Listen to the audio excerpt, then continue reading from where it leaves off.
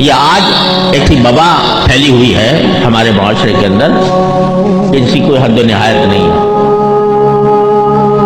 جن لوگوں نے کبھی ساری زندگی قرآن کریم کو پڑھنا نہیں سیکھا، جنہوں نے قرآن کریم کو کسی استاد سے نہیں پڑھا، ساری عمر سرکاری ملازمت کرتے رہے، ریٹائر ہونے کے بعد اچانک تفسیر قرآن لکھنے کا شوق پیدا ہو جاتا ہے کہ بھائی اب میں قرآن کی تفسیر لکھوں۔ بھائی تم نے کوئی عربی جانتے ہو کہ نہیں؟ عربی کی ضرورت نہیں ہے، اردو میں ترجمے چھپے ہوئے ہیں اور انگریزی میں چھپے ہوئے ہیں، تو اس سے ہم خود معنی نکال لیں گے اور اس سے خود کریں گے۔ چنانچہ اس کے بعد وہ اجتہاد کے منصب پر پہنچ جاتے ہیں۔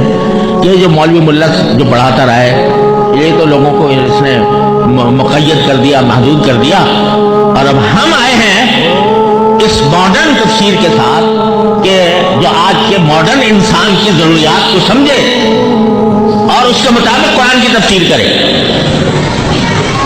ایک نہیں دسیوں لوگ جو ہیں وہ یہ دعوے کر رہے ہیں، اور جن کی خواہشات نفس کی ان میں تکمیل ہوتی ہے ان کی تفسیر میں، وہ ان کے دیوانے ہیں کہ بھئی یہ جو تفسیر کر رہا ہے یہ جو ماڈرن دور کے لحاظ سے بڑی شاندار ہے اور اس میں بڑی سہولت ہے، اور مولوی ملاؤں نے تو دین کو محدود کر کے ایک دائرے کے اندر محدود کر دیا ہے، ہر چیز کو حرام کہہ دیتے ہیں، ہر چیز کو ناجائز کہہ دیتے ہیں، کسی کو مکروہ کہہ دیا، کسی کو حرام کہہ دیا۔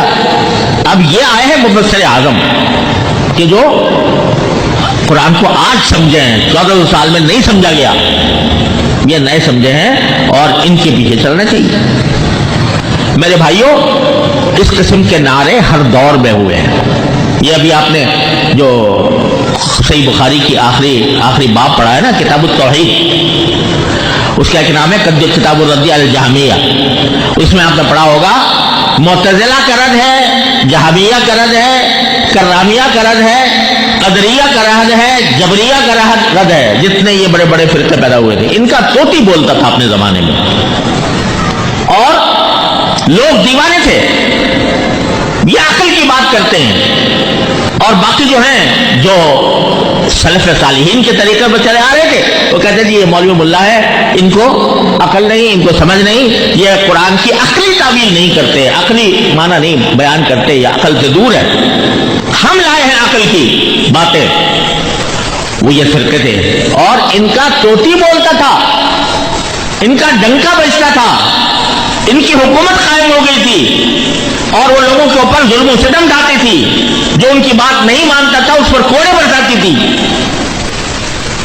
لیکن آج کئی نام سنتے ہو آپ؟ کسی کو ذرا پوچھو، کسی سے جانتے ہو معتزلہ کیا تھے؟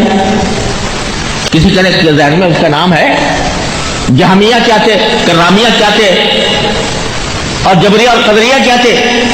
اور تو اور بہت سے ہمارے طالب علموں کو بھی نہیں پتا ہوگا، جب تک دور حدیث نہیں پہنچتے یا علم کلام تک نہیں پہنچتے تو کسی کو پتا بھی نہیں ہوتا۔